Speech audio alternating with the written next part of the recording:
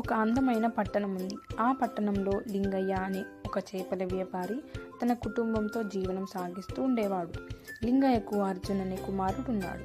అర్జున్ తన చదువు పూర్తి అయినా కూడా ఎక్కడ ఉద్యోగం దొరకకపోవడంతో ఇంట్లోనే ఖాళీగా కూర్చుంటాడు. అలా ఖాళీగా ఉన్న అర్జున్ని చూసి లింగయ్య కోప్పడతాడు. అప్పుడు అర్జున్ తన తండ్రి లింగయ్యతో ఎక్కడ ప్రయత్నించినా ఉద్యోగం దొరకడం లేదని చెప్పి వెళ్ళిపోతాడు.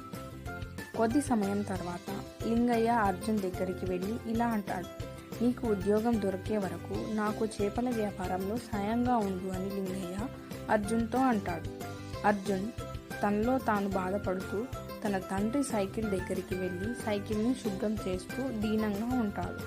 తరువాత లింగయ్య తన భార్య కళావతితో భోజనం చేస్తూ అర్జున్ గురించి చెప్తూ బాధపడుతూ ఉంటాడు. భోజనం అనంతరం అందరూ పడుకుంటారు. కానీ అర్జున్ మాత్రం తన తండ్రి అన్న మాటల గురించి ఆలోచిస్తూ ఉంటాడు.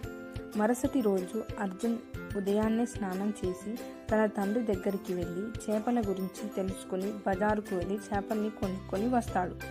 వచ్చాక అర్జున్ తన ఫోన్తో చేపల ఫొటోస్ తీస్తూ ఉండగా తన తండ్రి లింగయ్య చూస్తూ అర్జున్ దగ్గరికి వెళ్ళి ఎందుకు ఇలా చేస్తున్నావు అంటాడు.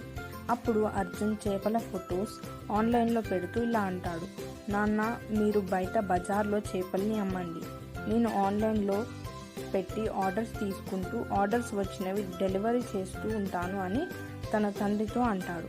అప్పుడు లింగయ్య ఇదంతా జరుగుతుందా అని అయోమయంలో ఉంటాడు. తరువాత లింగయ్య బజార్కు వెళ్ళి చేపల్ని అమ్ముతాడు.